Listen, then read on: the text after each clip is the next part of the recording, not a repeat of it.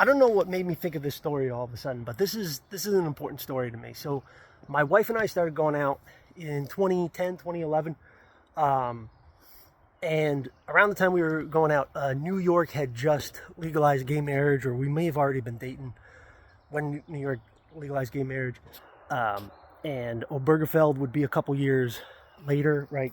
New York legalized gay marriage in 2011, and Obergefell was in 2015. And at that time, for my older millennial folks, you will remember, there was a hunt for the gay gene. Do you guys remember this? I wonder whatever happened to these people, but there was a bunch of scientists who were like trying to research, okay, we know that being gay is not a choice. People just are gay.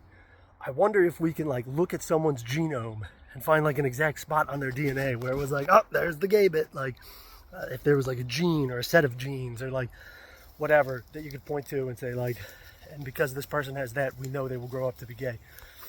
Okay. And I remember I was chatting with her, just, at the end of the day, we're just talking about, we're just unloading thoughts that we had in our minds at each other.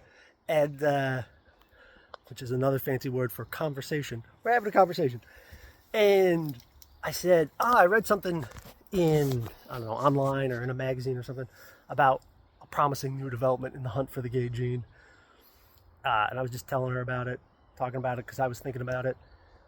And she like listened to it and she was like, yeah, I guess that's interesting, but like, why does it matter? I was like, what do you mean, why does it matter? Like, being gay is not a choice, and we got to prove to the homophobes that, like, they got to prove to the homophobes, like, that it's not a choice, it's just genetic. And she's like, I guess, but like, if being gay was a choice, what would be wrong with choosing to be gay? And I was like, that's so fucking obvious when you say it out loud that I'm embarrassed that I never thought about that. But I've never heard anybody else say it that explicitly. Yeah, you're right. And like from that point on, I stopped paying attention to the hunt for the gay gene. But I was just thinking about it because it's one of these weird realizations that you have after I've been living with / married to my wife for since 2011. It's like over 10 years now. And it's kind of a cool thing about having somebody in your life that you talk to about like everything that's going on in your brain, or like, that you have a lot of conversations with, because your brain is a processing computer.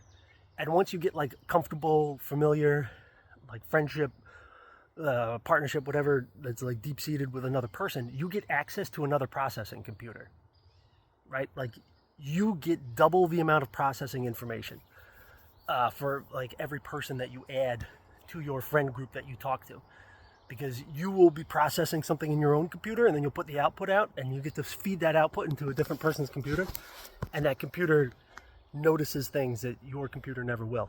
So I think that people with lots of friends and like marriages, family, whatever, that talk to a lot are probably smarter because they have access to more computing power.